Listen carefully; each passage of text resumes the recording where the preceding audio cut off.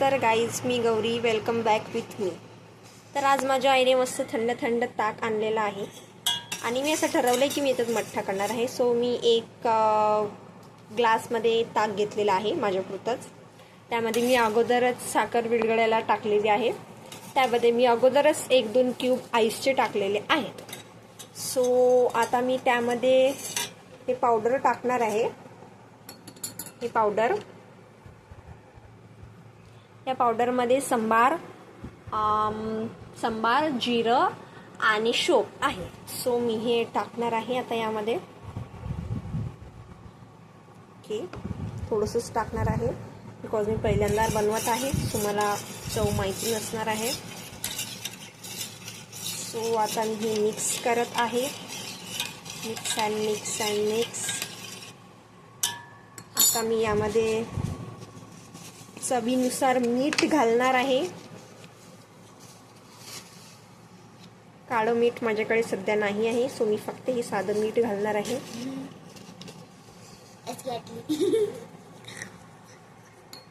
So आता हे फिरवायचं आहे.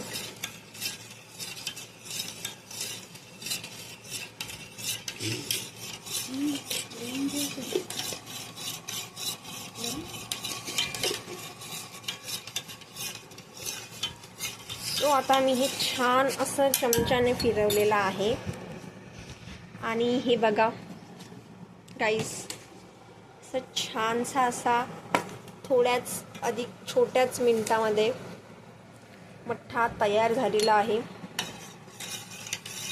यामध्ये जलजिरा वगैरे सुद्धा टाकलेला आहे. सो आता आपण त्याला या ग्लासमध्ये असं करूया.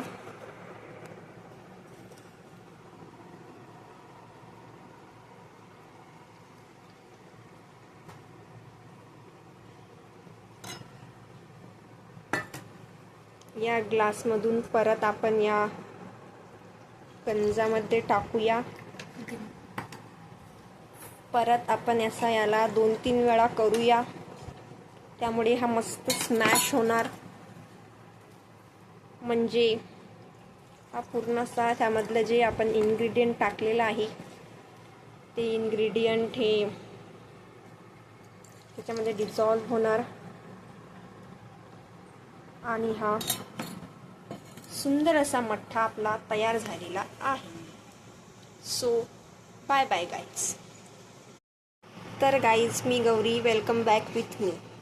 तर आज माझ्या आईने मस्त थंड थंड ताक आणलेलं आहे आणि मी असं ठरवलं